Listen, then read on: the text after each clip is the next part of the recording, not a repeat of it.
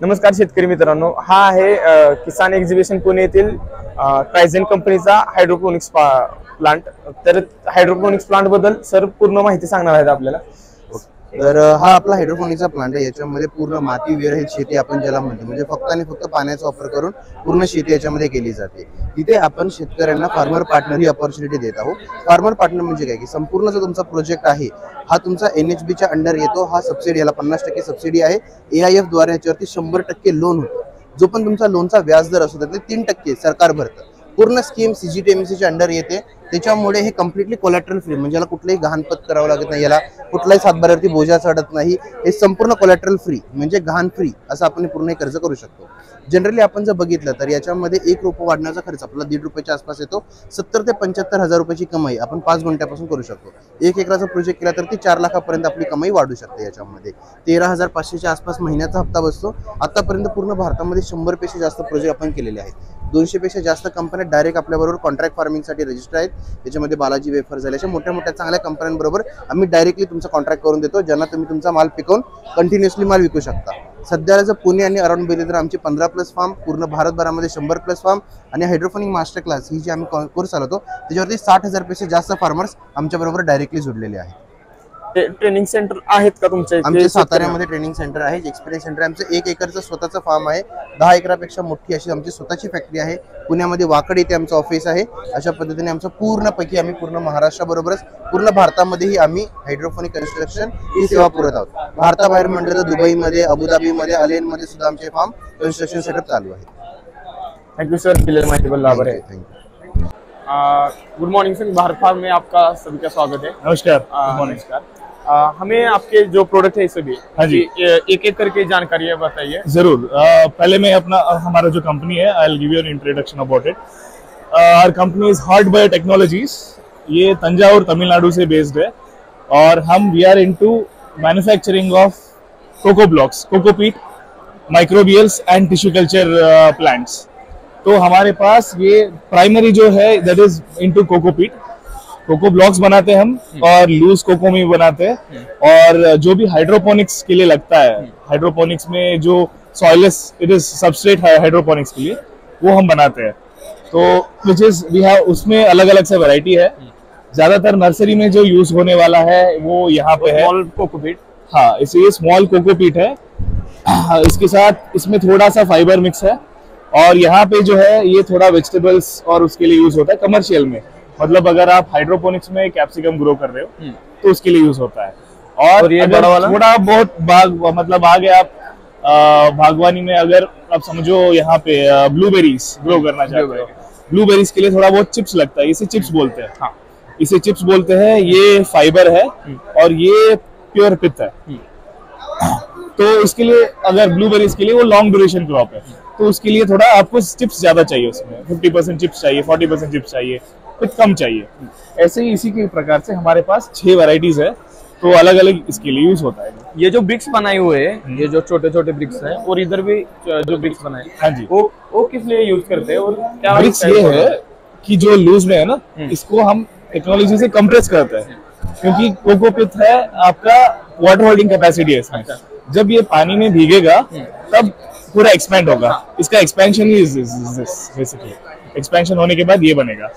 जब हम ये आपने बताया कि ये कैप्सिकम को देते हैं हाइड्रोपोनिक्स, तो अब कैप्सिकम का जो जर्मिनेशन रेट है वो कितना परसेंट से होता है? कैप्सिकम में कैसा होता है ना, पहले तो नर्सरी में जाता है. नर्सरी वाला इससे ग्रो करता है कोकोपीट में.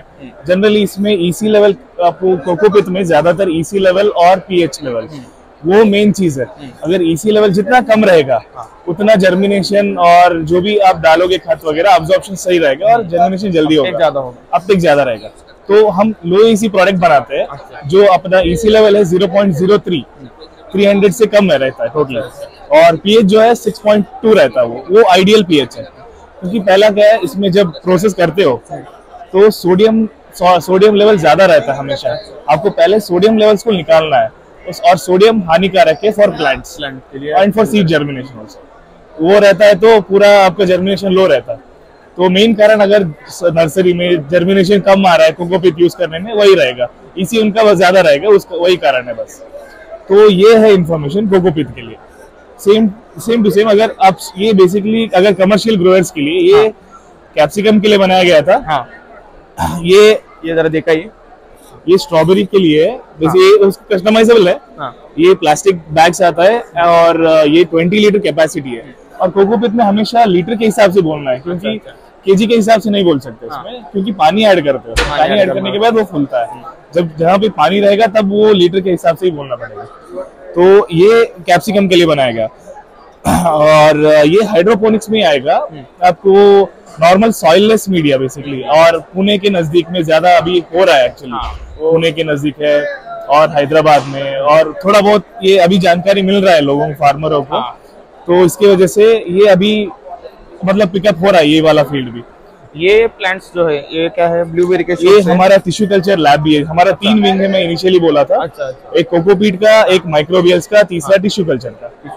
ये टिश्यू कल्चर लैब में हम only we are doing for blueberries. और ब्लूबेरी है थोड़ा हाई एक्सपेंसिव प्रोडक्ट है, एंड इंडिया में अब शायद 0.1% है इसका कल्टीवेटर, कोई नहीं है एक्चुअली, क्योंकि टेम्परेट जोन वाला प्लांट है। ज्यादा कोल्ड रीजन में ही लिया कोल्ड जाता है। रीजन में कर सकते हो अगर 35 ये, लेकिन लो चिल वैरायटी भी है। बिलॉक्सिल बोलते हैं। बिलॉक्सिल ये कैलिफोर्निया का वैरायटी। टेम्परेचर कितना रखता है? मैक्सिमम टेम्परेचर 35 डिग्री तक। वो सभी प्रोटेक्टेड कल्टीवेशन में ही करना पड़ता है, पॉली हाउस या नेट हाउस में। 35 से अगर आप यहाँ पे थोड़ा महाबलेश्वर के एरिया में कर रहे हैं विदाउट प्रोटेक्टिव कल्टीवेशन, मतलब प्रोटेक्टेड विदाउट इसमें ओपन एरिया में, क्योंकि वहाँ पे 30 से ऊपर नहीं जाता होगा टेम्परेचर। That's the region. अगर आप नागपुर के वहाँ पे कर रहे हो या फिर बीचों बीच जहाँ पे 45 के ऊपर जा रहा है, तब आपको पॉलीहाउस लगेगा ही, और आपको खाली टेम्परेचर कंट्रोल करना है। आपको आप फॉगिंग सिस्टम ऐड कर सकते हो, और अच्छा सा ड्रिप देना है। ड्रिप इरिगेशन में थोड़ा आपको इन्वेस्ट करना है।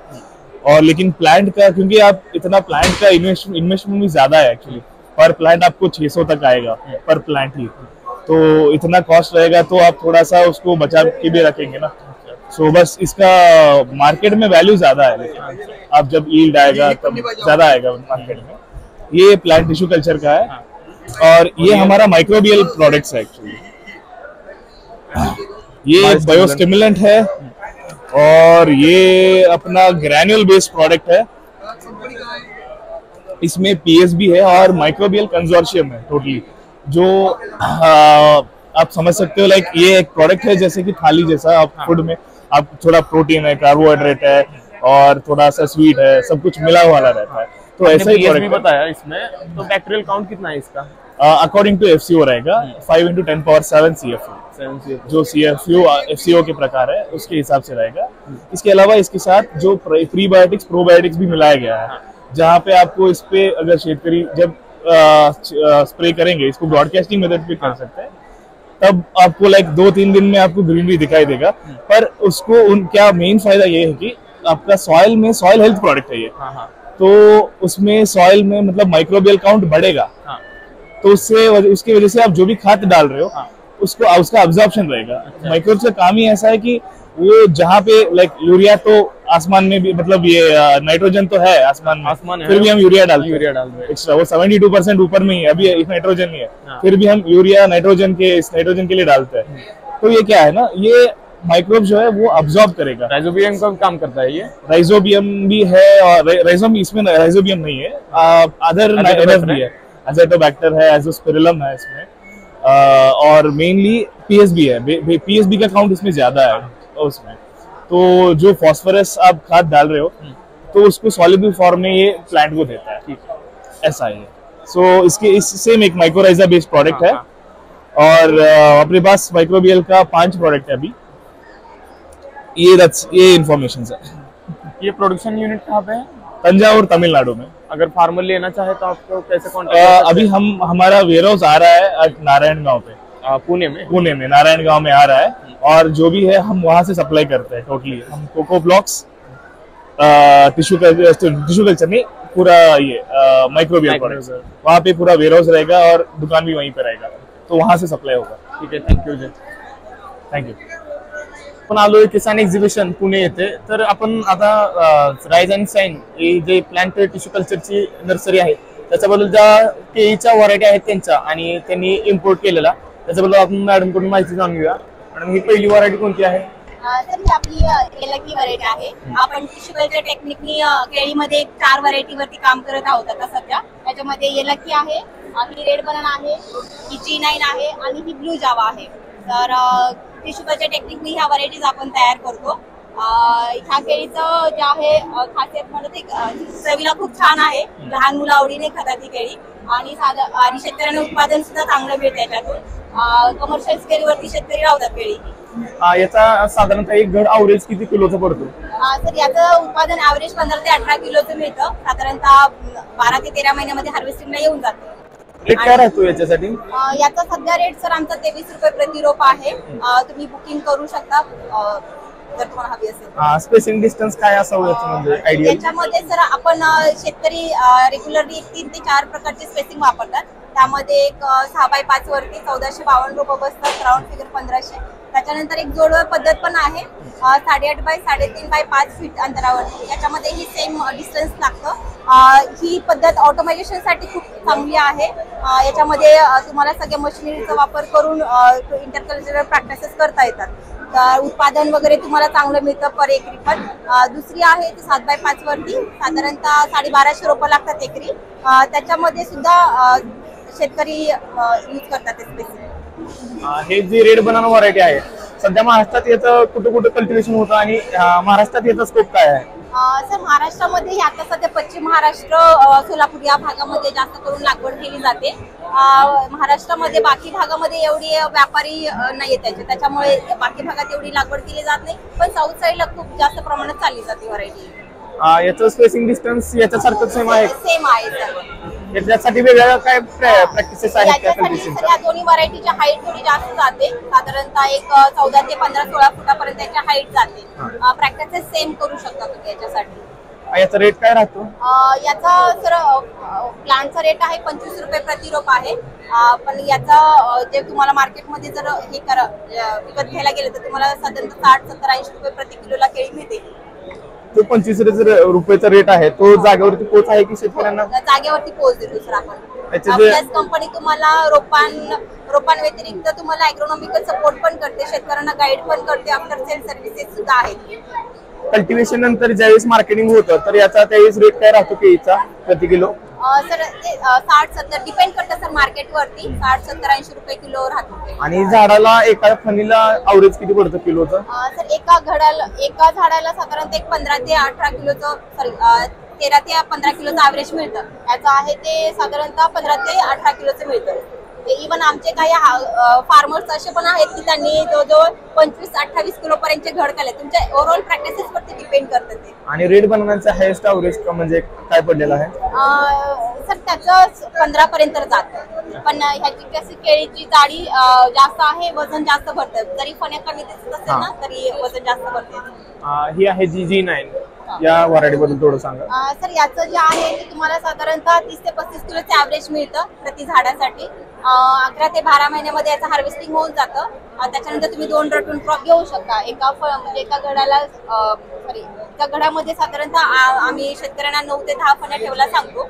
वरच्या फणीमध्ये साधारणतः ॲव्हरेज एक 32-35-38 पर्यंत केळी असतात हायस्ट. आणि आपला मेन म्हणजे सिलेंड्रिकल शेपचा घड आहे. काही मार्केटमध्ये दुसऱ्याही कंपनी आहेत त्यांची कोनिकल शेपमध्ये असतात, पण आपल्या वरच्या फणीची जशी साईज आहे तशीच खालच्या फणीची येते. त्याच्यामुळे मार्केट रेट चांगला मिळतो शेतकऱ्यांना आणि एक्सपोर्ट क्वालिटीची केळी आहे. याचा एक घड आहे त्याचं वजन किती राहतं? हायेस्ट आपलं किती आहे आणि ॲव्हरेज किती पडतं? काही आमच्या शेतकऱ्यांची अशी उदाहरणं आहेत की त्यांनी 45-50 किलोची ही घड काढलेली आहेत, 60-70 किलोची घड काढलेली आहेत. भरपूर ॲव्हरेज निघालेलं आहे. आणि ही जी ब्ल्यू जावा आहे ते ब्ल्यू जावाची थोडी माहिती. सर ही नवीन व्हरायटी आहे. बाकी व्हरायटी सारखे अजून जे कस्टमर आहेत महाराष्ट्रामध्ये आहेत त्यांना अजून या व्हरायटी बद्दल माहिती नाही. महाराष्ट्रामध्ये आहेत? हो, महाराष्ट्रामध्ये आम्ही मागच्या 2 वर्षापासून दिलेली आहे. चांगले शेतकऱ्याला रिझल्ट सुद्धा चांगले मिळाले आहेत. खरं तर माझी एक रिक्वेस्ट आहे जो कन्झ्युमर वर्ग आहे त्यांच्यासाठी की ही केळी खरंच खूप टेस्टी आहे. न्यूट्रिएंट कंटेंट ह्याच्यामध्ये चांगले आहेत की त्यांनी त्यांच्या डाएटमध्ये डेली डाएटमध्ये याचा इन्व्हॉल्व करावं, खावी ही केळी टेस्ट करावी. आणि ही जी ब्ल्यू जावा आहे आणि रेड बनाना आहे तर याचं बाहेर म्हणजे एक्सपोर्ट साठी काय मार्केट व्हॅल्यू आहे? सर ब्लू जावा आणि रेड बनाना एवढा एक्सपोर्ट साठी अजून त्या स्केल मध्ये अजून जसं G9 आहे तसं एवढं एक्सपोर्ट मध्ये नाही अजून, पण ह्या ब्लू जावाचं होऊ शकतं पुढे एक्सपोर्टला सुद्धा चांगली जाऊ शकते, की इंडियामध्ये थोडे लोकल लेवललाच खाली जाते. आणि ब्ल्यू जावाची व्हरायटी लोकेटेड कुठली आहे, म्हणजे कुठलं? सर आपण हे बिनोसर ॲग्रो इस्रायल वरून आपण कल्चर याचे मदर कल्चर जे आहेत बिनोसर ॲग्रो इस्रायल वरूनच मागवतो. तुमची जी रायझ अँड शाईन जी बायोटेक आहे ते कुठे लोकेटेड आहे? हे आपलं थेऊर मध्ये आहे पुण्यामध्ये. मला चिंतामणी गणपती मंदिर माहित असेल थेऊर मधलं, तिथे आहे आपली कंपनी. जर शेतकऱ्यांना रोप बुक करायचं असतील तर त्यांनी कसा कॉन्टॅक्ट साधावा आपल्या कंपनीचे? सर तुमच्याकडे नंबर आहेत पॅम्पलेट्स वरती, इव्हन आमची वेबसाईट पण आहे, त्याच्यावरती जाऊन तुम्ही व्हिजिट करून तिथे आम्हाला कॉन्टॅक्ट म्हणून केलं तरी आमच्याकडे तुमचा कॉन्टॅक्ट येऊन जातो. प्लस तुम्ही मोबाईल वरती कॉन्टॅक्ट करू शकता बुकिंग साठी. फक्त केळीमध्येच रायझ अँड शाईन नर्सरीचा बायोटेकचा आहे की अजून काय काय आहे? केळी तर आहेत, त्याच्या व्यतिरिक्त आमचं खूप मोठ्या प्रमाणामध्ये फ्लोरिकल्चर मध्ये सुद्धा काम चालतं. इथे आमच्या वेगवेगळ्या फ्लावर मधल्या व्हरायटीज आहेत, जेरबेरा आहे, ऑर्किड आहे, क्रिसॅन्थेमम आहे, जिप्सोफिला आहे, इमोनियम, इथे नाव पण आहे त्याच्यासोबत ते आहे. जेरबेरा नाव आहे, जिप्सोफिला,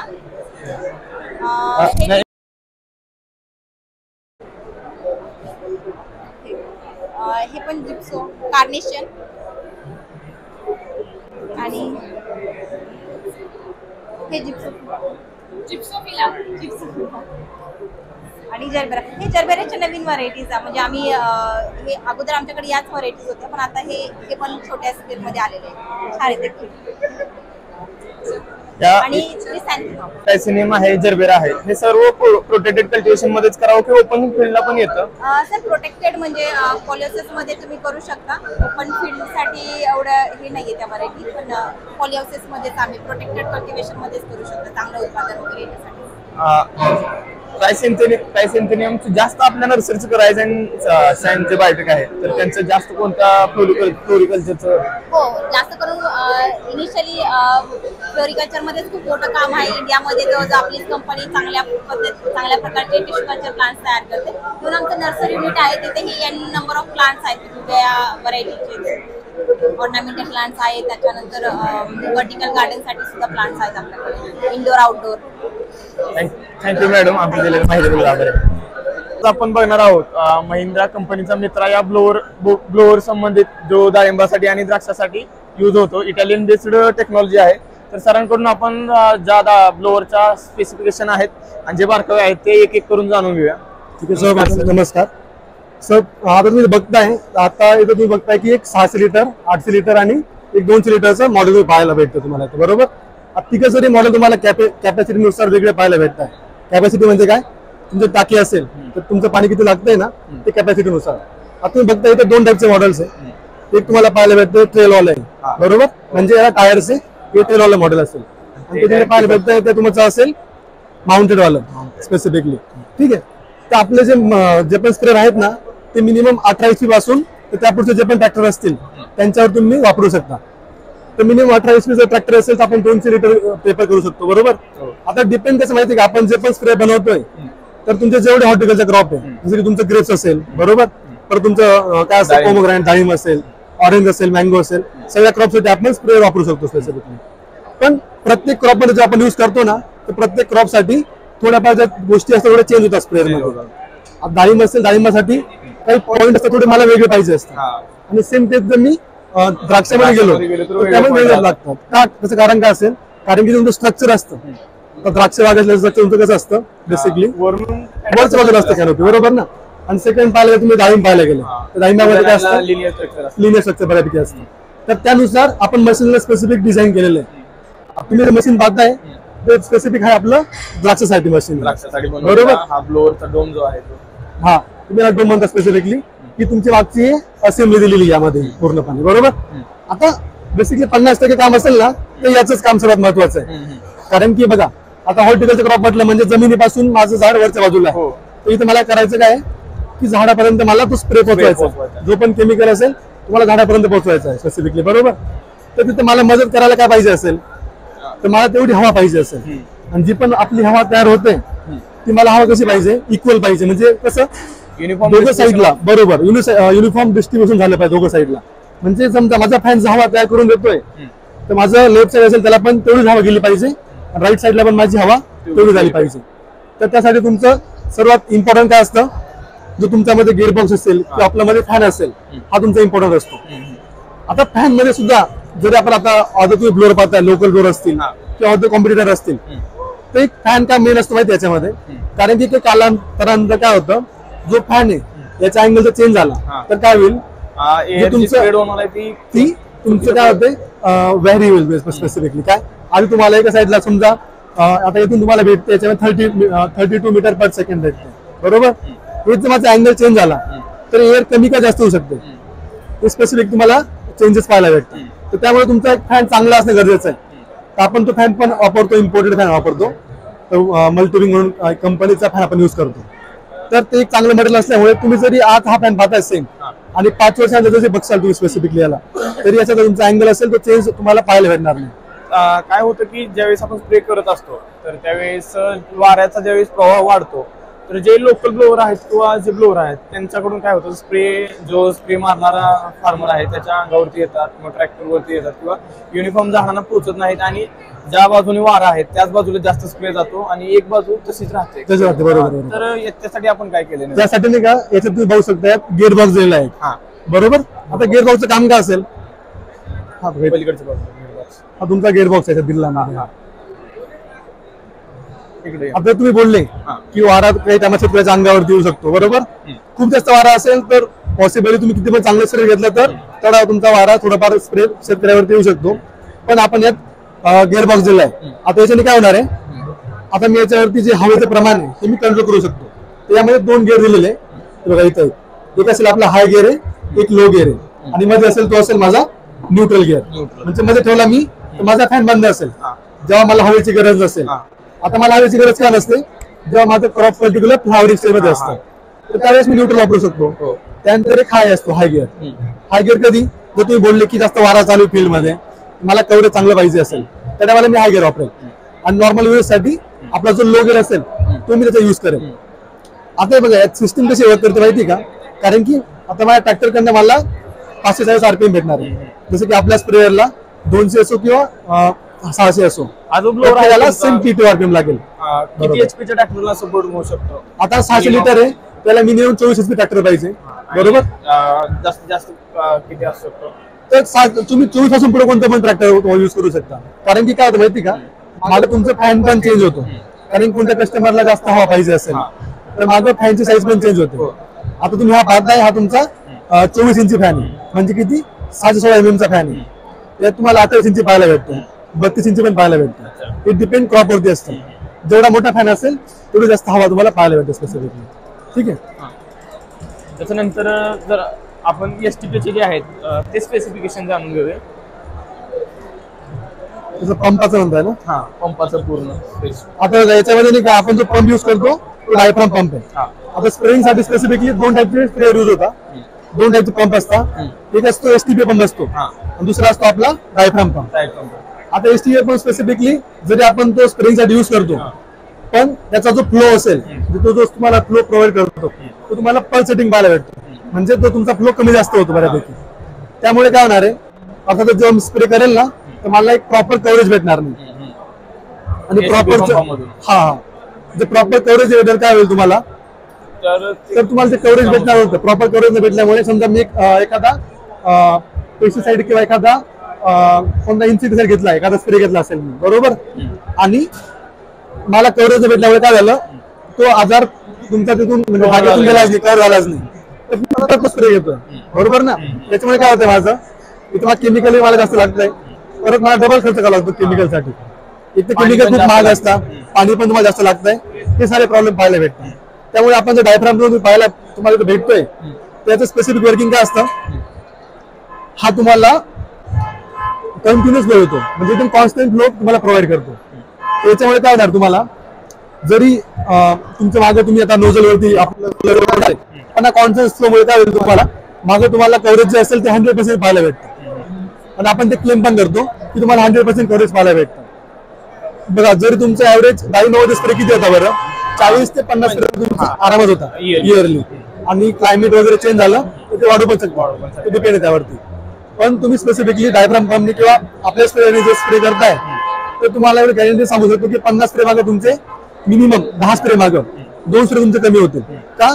कारण की बऱ्यापैकी कस्टमर काय करता की एका आजारासाठी डबल स्प्रे घ्यावा लागतो, कारण की ते जे मेथड यूज करतात स्प्रेइंगसाठी ते ऍक्च्युअली तुम्हाला त्या टाईपने रिझल्ट पाहायला भेटत नाही. त्यामुळे तुम्ही एकच स्प्रे डबल घेताय तर तुम्हाला तो याच्यात पाहायला भेटणार नाही. तुम्ही एखादा एक केमिकल स्प्रे करताय तर तुम्हाला त्यात तुम्हाला 100% कव्हरेज पाहायला भेटेल, तुम्हाला डबल ते घ्यायची गरज पण नाही. म्हणून बऱ्यापैकी शेतकरी द्राक्ष वगैरे पिकवतात ते बऱ्यापैकी आपल्या स्प्रेला प्राधान्य देतात. का? कारण की ते एक्सपोर्ट करत असतात बघा, एक्सपोर्टच्या वेळेस काय असतं की MRL लेवल असते, MRL लेवल मेंटेन करावं लागतं. हा करावं लागतं. त्यासाठी त्यांना काय असतं की मिनिमम स्प्रे झाले पाहिजे आणि त्यांना मॅक्झिमम आउटपुट पाहायला भेटलं पाहिजे, तर ते 100% आपल्या स्प्रेकडे एका अर्थाने बघतात आणि ते सॅटिस्फाय सुद्धा आहे. इथं जे कंट्रोल पॅनल दिलेलं आहे तर हे कंट्रोल पॅनल कसं आहे यूज याचा? आता बघा याच्यामध्ये हा कंट्रोल पॅनल आहे. याचं काम काय असतं बेसिकली, हा तुमचा पूर्ण स्प्रे असेल ना, यात जे पण येणारं जाणारं पाणी असेल हा पूर्ण कंट्रोल कोण करेल? हा कंट्रोल पॅनल करेल. म्हणून याचं नाव कंट्रोल दिलेलं आहे, कंट्रोल पॅनल. जे तुमचं वॉटरचं प्रेशर आहे हा कंट्रोल आपला कंट्रोल पॅनल करतो बेसिकली.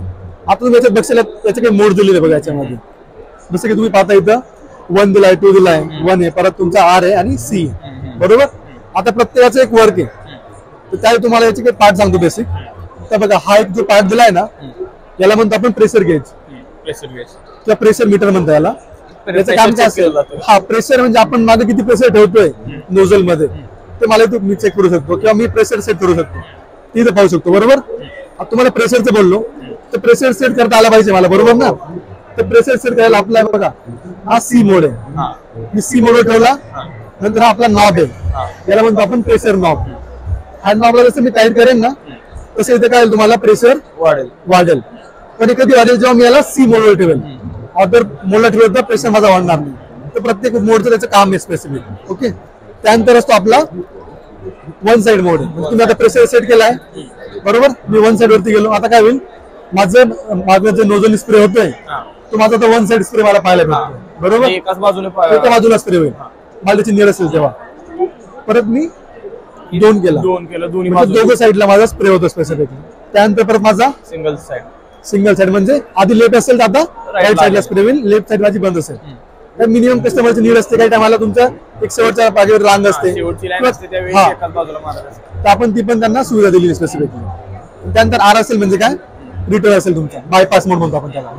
दोघं R मोड दिले, दोघांचं काम सेमच आहे की तुमचं जे पण पाणी तुम्हाला लागत नसेल, जसं की तुम्हाला पाणी मिक्सिंग करायचं असेल ते काही पर्टिक्युलर रिझन असेल, तुम्ही केमिकल मिक्स केलं तर बागेपर्यंत जाईपर्यंत अंतर असतो, त्या टायमाला आपण मशीन चालू करून R टाकून द्यायचं स्पेसिफिकली, जेणेकरून मग टाकीतलं पाणी पंपापर्यंत येऊन कंट्रोलला येऊन परत तुमचं रिटर्न टाकीत जात आहे. तर मिक्सिंग मध्ये तुमचं व्यवस्थित होत आहे. असं पण आपण टाकीत तुम्हाला मिक्सिंग पाहायला भेटतं. मिक्सिंग साठी आपण जर तुम्ही आता बघितलं यामध्ये आपण काय दिलेलं आहे, एजिटेटर दिलेलं आहे, बरोबर ना. आता याचं काम काय असेल एजिटेटरचं, यांचं काम असेल की कंटिन्युअस जे पाणी असेल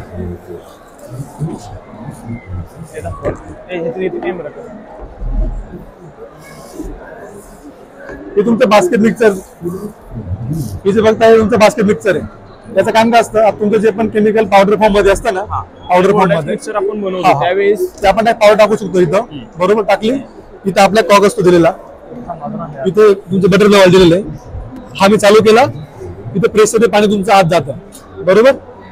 तुमचं प्रेशरने पाणी येईल, जे पण तुमचं पावडर फॉर्म केमिकल असेल ते तुमचं याच्यात पडेल, बरोबर. आणि तुम्ही जे खाली बघताय ते टँक मध्ये दिलेलं ऍजिटेटर आहे, एक ह्या साईडला आहे आणि एक तुमचं दुसऱ्या साईडला दिलेलं आहे, बरोबर. ते दोन आपले ऍजिटेटर. यांचं काम काय बघा, आपण जेव्हा आपण स्प्रे घेतो स्टार्टिंगला आपण केमिकल मिक्स करतो, बरोबर.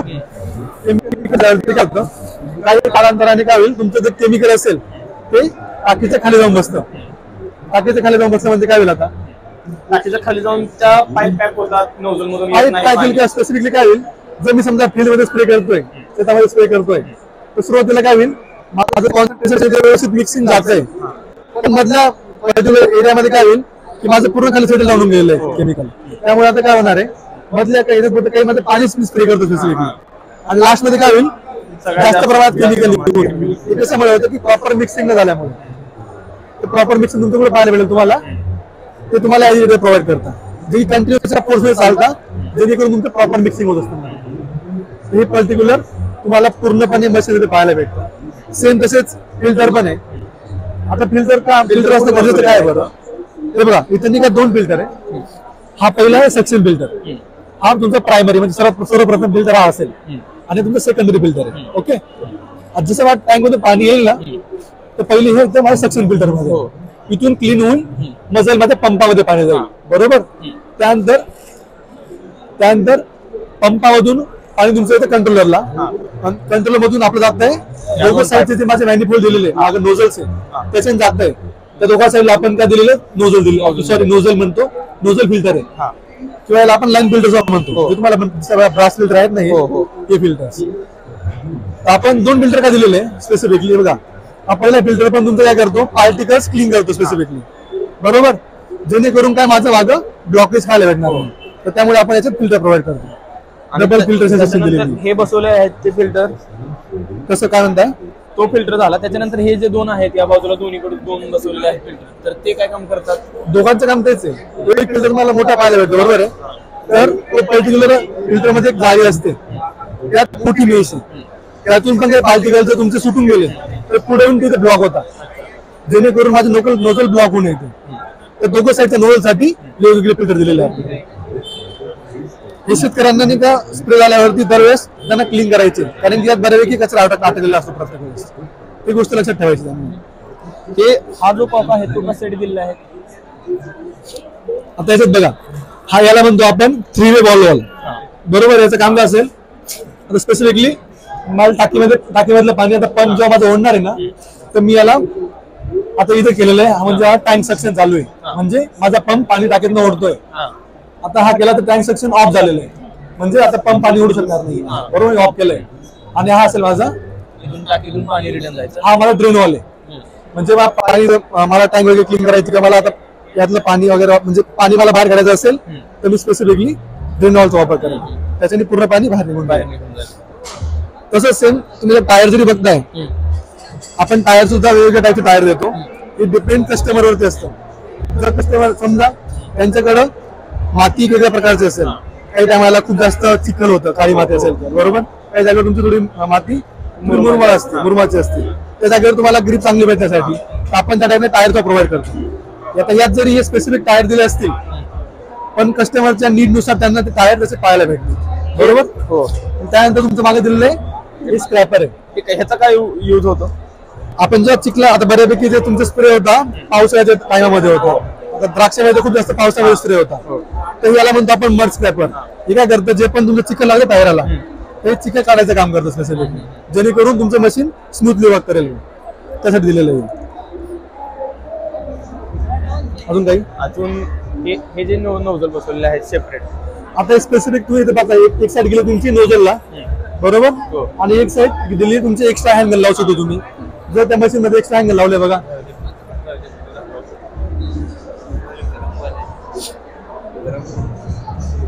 सिंपल जागेवरती बघा इथे लावलेलं नाहीये, ते एक्स्ट्रा हँगल साठी दिलेलं आहे मागे. आता हे तुम्हाला कधी लागणार आहे, तुम्हाला बोललो की आपण बाकीच्या क्रॉपरचं मशीन प्रोव्हाइड करतो, जसं की तुमचं ऑरेंज असेल, मँगो असेल, बरोबर, त्यामध्ये काय असतं, झाडाची हाईट खूप जास्त असते. बरोबर, तर त्या टायमाला मला स्पेसिफिक जास्त अंतर कव्हर करायचं आहे, तर तिथे मी या गनचा यूज करतो. यांना म्हणतो आपण हायड्रा गन. हा, यांचं काम काय असतं, आरामात तुमचं 20 ते 25 फूट अंतर आरामात कव्हर करून देतात. नोझल पेक्षा जास्त पॉवरफुल असतात या, म्हणून आपण ही प्रोव्हाइड करतो. बरोबर, हे काही पॉवर त्याच्यात दिलेली बऱ्यापैकी. बाकी तुम्हाला टँक वगैरे सेम मटेरियलचे पाहायला भेटते, फक्त कॅपॅसिटी तुम्हाला चेंज भेटते. तर तुम्हाला टँक मध्ये बोललो की टँक मध्ये काय त्याचे प्रकार असतात, की काही रिसायकल टँक असतात. बरोबर, तर आपली टँक जी ते व्हर्जिन मध्ये टँक आपण प्रोव्हाइड करतो स्पेसिफिकली, जेणेकरून याच्यावर तुम्हाला लिकेज किंवा ब्लॉकेजचा प्रॉब्लेम येणारच नाही कधी. तर हे आपण ठीक सांगू शकतो या गोष्टी. थँक्यू सर, आपण दिलेल्या माहितीबद्दल आम्ही आभार आहे आणि खूप माहिती आम्हाला चांगली भेटली आहे. आभार आहे. धन्यवाद.